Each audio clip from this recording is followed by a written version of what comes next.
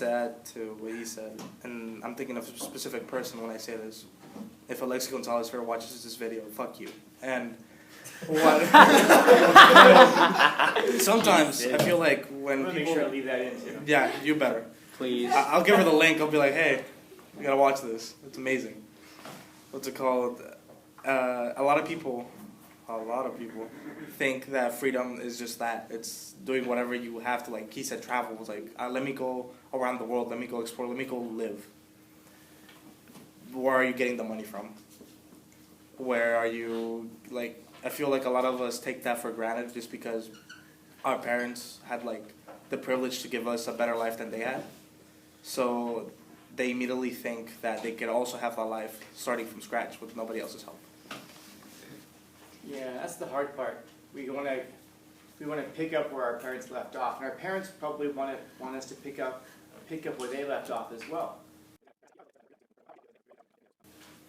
But now I'm starting to get a sense that there's this distinction that we're making of like a freedom from responsibility rather than a freedom of responsibility, which is interesting to me.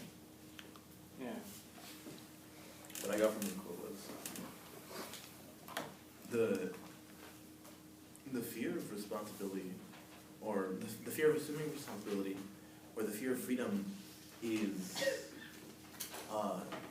really scary once you start to think about it.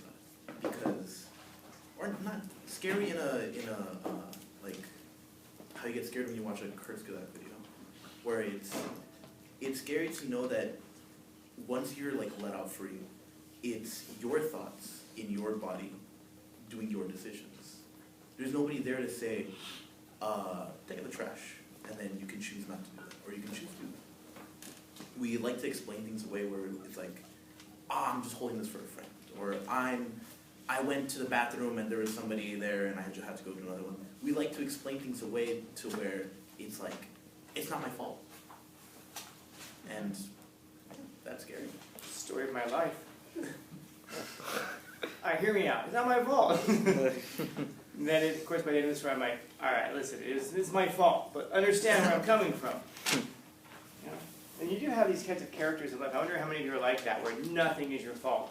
I know some of you. I've interacted to some level. And some people are, nothing's my fault. And that's just a lack of perspective.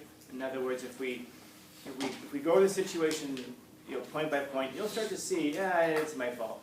And then there are some of you that, like, I don't know, there was a flood in Nicaragua this morning, and you're sitting there going, like, that was my fault. It's because I, whatever.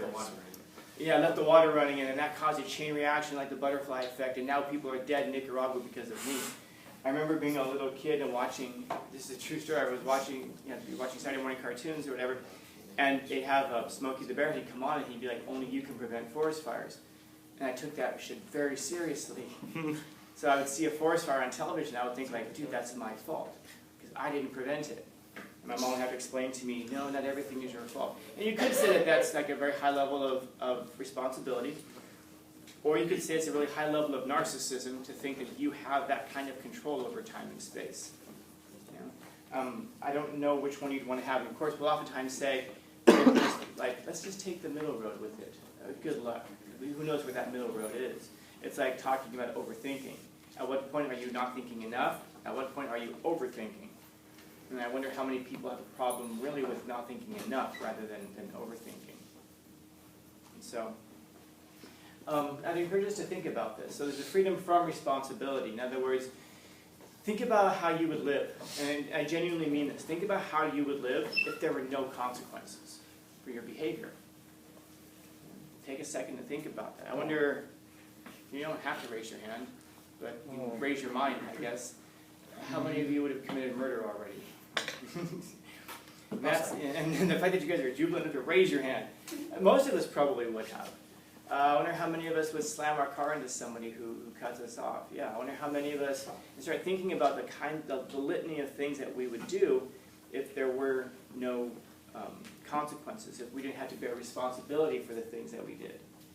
And if that's what we're looking for, I wonder, freedom from responsibility. Because this desire of a freedom from responsibility, I would suggest to us, has a lot to do, well, I'm sorry, at least in some part anyway, has to do with a desire for experience. In other words, there are things that we want to do, there are things that we want to try. I wonder what would happen if I did this. I wonder what this would be like. But we also realize that if we do this, but what if society looks down on me? What if someone makes fun of me? What if it goes badly and I humiliate myself, I embarrass myself? Maybe I shouldn't even try that. That's a freedom from responsibility. But if you didn't have if you weren't going to face consequences for what you were going to try, I wonder how many of us would do that. You know? Like, I think about it, I mean, this is a true story about myself. If there was a drug that wouldn't do me any harm, I promise you, man, I'd be stuffing that stuff into a needle by the gallon. You know? But I'm old enough to know that there's no such thing as a drug that does you no harm.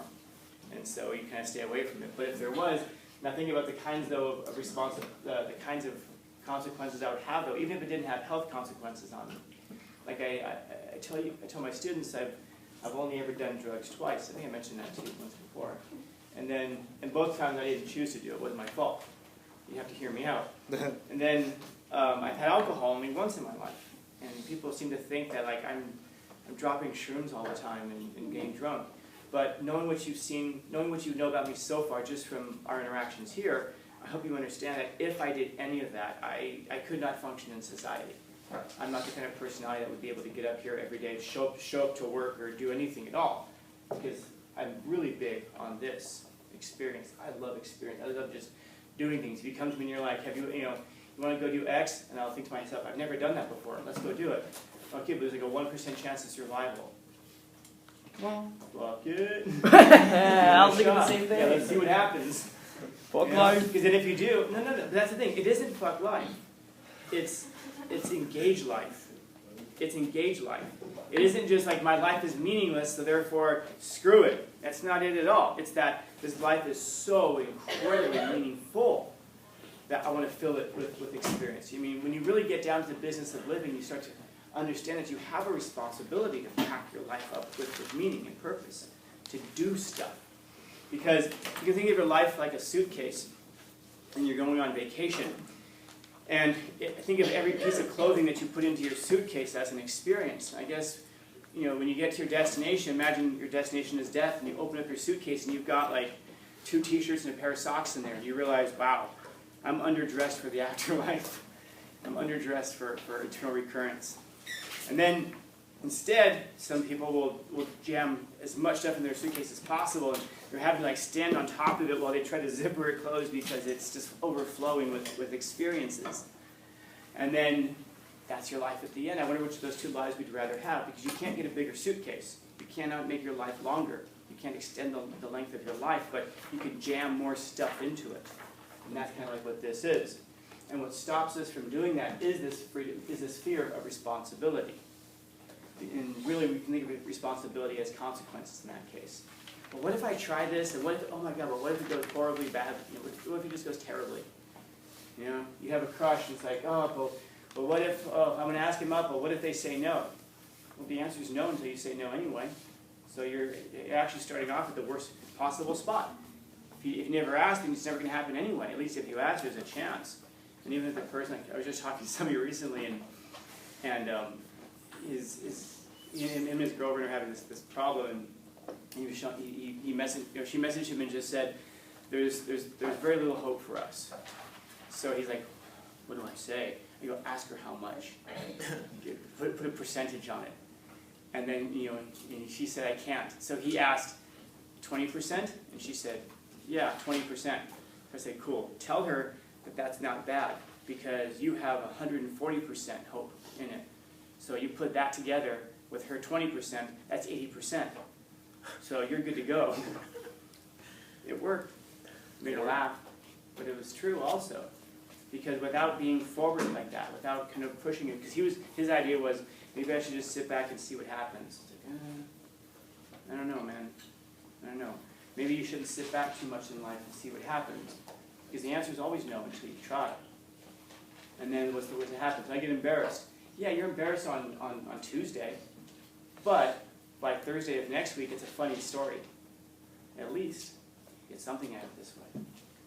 But we also should think about this as a freedom of responsibility. In other words, when you go off and you decide to, I don't know, like we were saying earlier, you're responsible for your own nutrition after you're out of your own house. What that means is you could go to the supermarket and buy asparagus, true, or, hear me out, McDonald's has those Happy Meals now with the jack-o'-lanterns, because of Halloween season. You go get a Happy Meal. It's your call. Would you rather have the asparagus or the Happy Meal? The truth is that you have the freedom of responsibility. You get to choose what your responsibilities are going to be. And you get to choose what your consequences are going to be. And that's the big one. You get to choose what your consequences are going to be. Stop me if you've heard, no, don't stop me if you've heard this one before. Just hear it one more time. Life is suffering. And you don't get to choose not to suffer. What you get to choose is what you're going to suffer for. From or of, whatever it is, but you get to choose what it's going to be.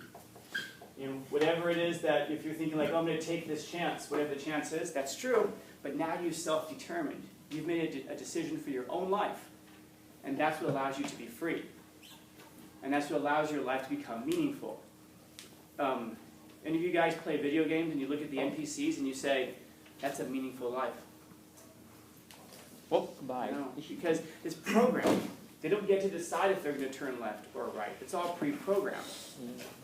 And so what we understand is that the only person in that whole game that matters is you, the person playing it, because you get to decide which direction you're going to go. We intuitively understand that that's what makes life valuable and meaningful and worthwhile, the fact that we get to choose.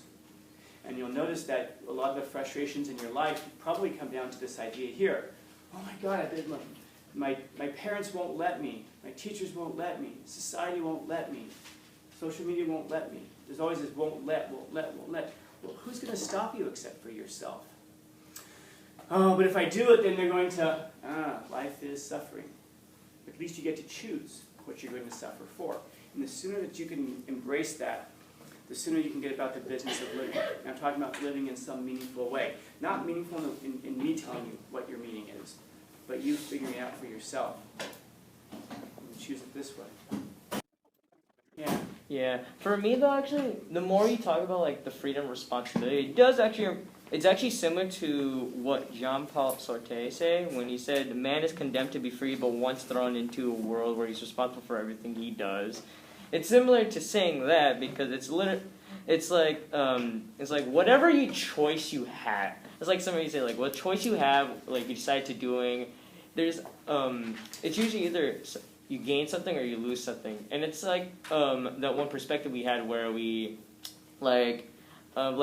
we had a topic where we had there's always two paths on like what you want to do. Like you could go here, but you're gonna miss out on this. But you could go here, but you're gonna miss out on this. And then it leads up to you choosing like which ones you want to go to gain memories of like what do you want to do. Or you could go to the same thing, but then think about the other option. Things like, I could go to McDonald's, but dude, it was fun, but like I could have went to Jack in the Box. Like they have those really mean meal, like this really like good meal deals there. Like it would have been better. So it leads up to that idea. Leads up to that idea. So that would lead up to that. Embrace your choices. Yes. Goddamn right. Embrace your choices. Yep. Embrace your suffering. Embrace your life.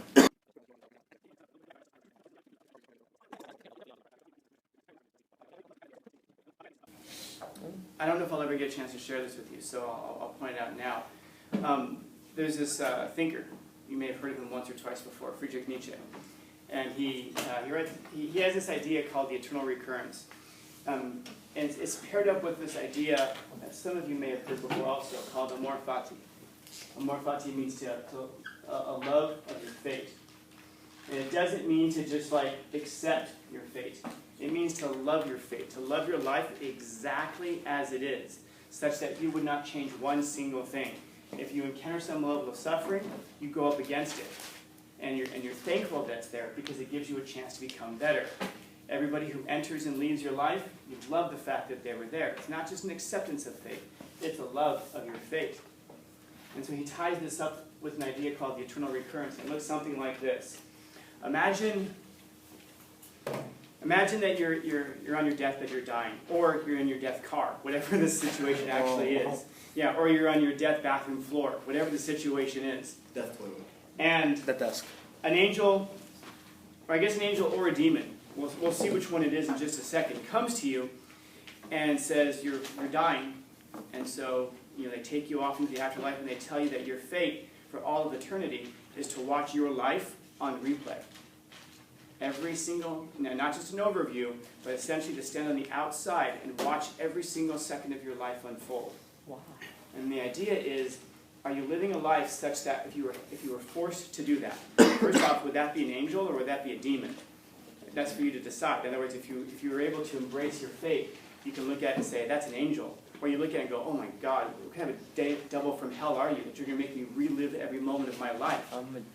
But the idea is you hope that you can get to the end of all of it, watch your whole life unfold in eternity. The first time, look at it and say, that was my life. Again. Play it again, play it again, play it again.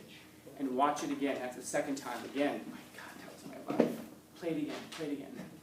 In other words, be able to, for all of eternity, to watch your life on an eternal recurrence and not hate it, and not hate any moment of it, not hate any second of it, but instead and not just to accept every moment of it, but to love every moment, to accept, to love the fate exactly as it is, and to wish for nothing to be different.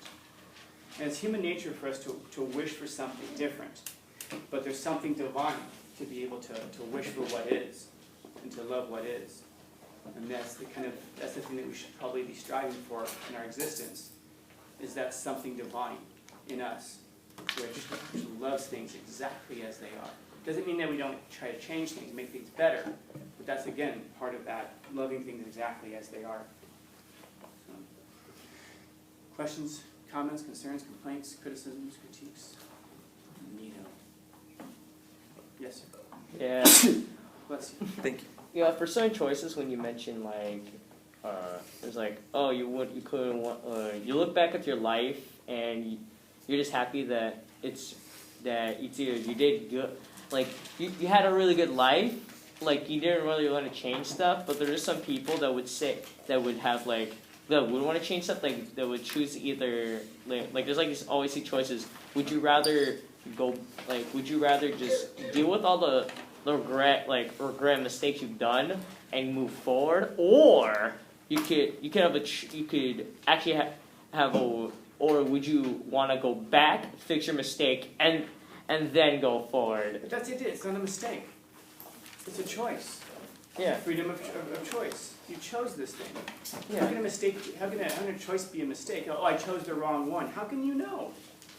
How can you know? Do I go left or do I go right? If I go right, you say, if I went right, I got hit by a car and my leg got broken. And then you go left and you're like, wow, I started my own company. And then when you started your own company, you got cancer, and then your partner stole it from you and left your family homeless. Yeah. Which of those is preferable? You can't know. There's an infinite number of possibilities of how your life can go. And we always think of if I had just done this instead. You cannot know. What you can do is drive yourself crazy, thinking about the possibilities that if only I had done this. But instead to embrace the choices that you made, and not look at them as mistakes, but look at them as choices. That's the lesson that starts getting at there. Yeah. It's to be able to embrace the choices that you made, not look at them as mistakes. You could look at them as, I wish it hadn't gone this way. But even when you say something like that, in order to say, I wish it hadn't gone this way, you would have to be able to step outside of your life and see all of eternity in front of you, and every little possible nuance of how your life could have changed and gone in different directions if you had done that thing differently. And at the time, it seems like that thing that led our lives to ruin, it may have very well saved your life.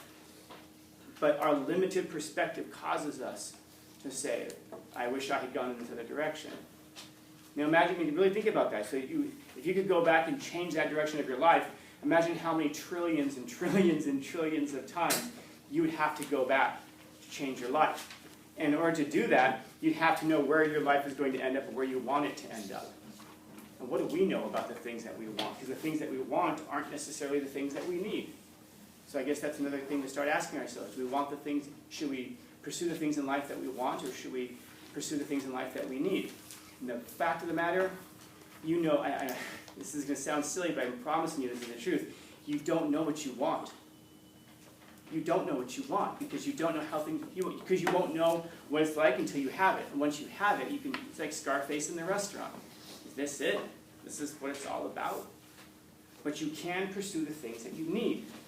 And the things that you need very well might give you some of the things that you want. But if nothing else, they're at least going to push you in the direction of the things that you need. And you can know the things that you need. You already know the things that you need. Do you want to go to college? Yeah, you don't know. What do you do? How about this? Wow, you guys are 18 now. What are you going to do with the rest of your life? What's your plan? I'm 42. I have no idea what I'm going to do with the rest of my life. I don't even know how much of it is left. How could I possibly know what's best for you or what you want? I can tell you what you probably need in life. What you need in life is virtue. What you need in life is meaning. What you need in life is purpose. Beyond that, you need temperance, you need justice, you need wisdom, and you need courage. But beyond that, I don't know. Question mark. Yeah, you can quote me on that. I'm probably gonna use. Yeah. How do you spell it?